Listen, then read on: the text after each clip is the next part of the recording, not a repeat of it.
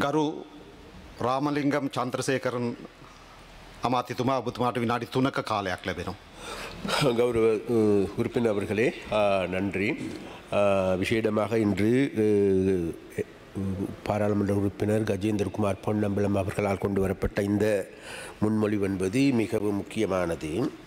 ஏனென்றால் இது விசேடமாக அண்மையிலும் கூட எங்களுடைய ஜனாதிபதி அனுரகுமார் திசாநாயக்க அவர்கள் மிக தெளிவாக குறிப்பிட்டிருந்தார்கள்.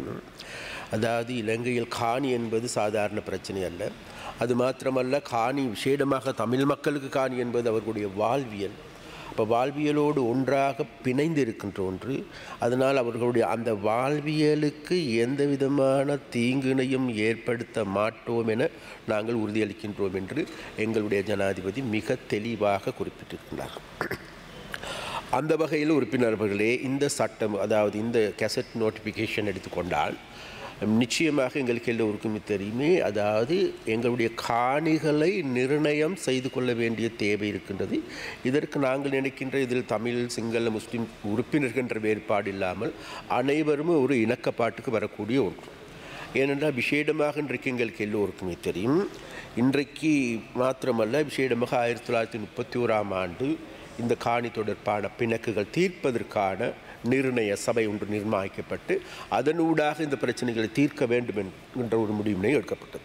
அதன் பிறகு எங்களுக்கு தெரியும் 1950ஆம் ஆண்டு இந்த பிரச்சனைகளை தீர்ப்பதற்கான ஒரு நிர்ணய சபையின் மூலமாக இந்த பிரச்சனைகளுக்கு ஒரு தீர்வை காண வேண்டும் என்கின்ற ஒரு முடிவும் அதே போன்று ஒரு நிர்ணயம் செய்யப்பட்டது. ஆனால் இன்று வரைக்கும் நாங்கள் திரும்பி பார்க்கின்ற பொழுது கடந்த 75 ஆண்டுகளாக இந்த பிரச்சனை தொடர்பாக தொடர்ச்சியாக இந்த பிரச்சனை இருக்குது. அந்த வகையில் இப்போது எங்களுக்கு எல்லோருக்குமே தெரியும், இங்குள்ள வடகிழக்கில் மாத்திரமல்ல நாடு முழுவதும் இருக்கின்ற காணிகளை அல்லது மக்களுக்கு சொந்தமான காணிகளா, தனியார் காணிகளா, இவைகளை சரியான முறையில் இனம் காணப்பட்டு அடையாளமிட்டப்பட்டு அதே நேரத்தில் இவைகளை நிர்ணயம் செய்து கொள்ள வேண்டிய தேவை நாட்டுக்கும் மக்களுக்கும் இருக்கின்றது. அந்த வகையிலான ஒரு நடவடிக்கையை தவிர அதே போன்று எங்களுக்கு எல்லோருக்குமே தெரியும், வடகிழக்கு பிரதேசங்கள் எடுத்துக்கொள்ள, விசேஷமாக வட மாகாணத்தை நாங்கள் எடுத்து பார்க்கின்ற பொழுது அந்த பிரதேசத்தில் இருக்கின்ற காணி பிணக்கு என்பது விசேடமாக கஜேந்திரகுமார் பொன்னம்பலத்துக்கு நன்றாகவே தெரியும். காணி பிணக்கு என்பது மிக மிக மோசமான நிலைமையில் மக்கள் பாதிக்கப்பட்டிருக்கின்றார்கள்.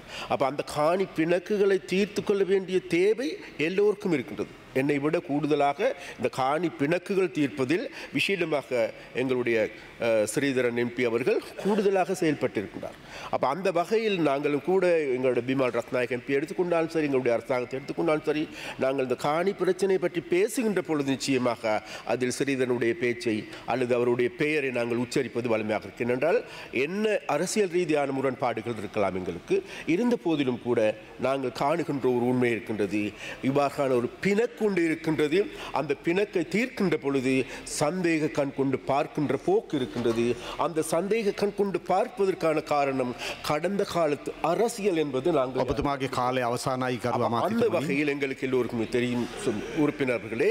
இன்றைக்கு யாழ்ப்பாணத்தில் எடுத்துக்கொண்டால் எங்களுக்கு நாங்கள் பிரதான கட்சியாக இருக்கின்றோம்.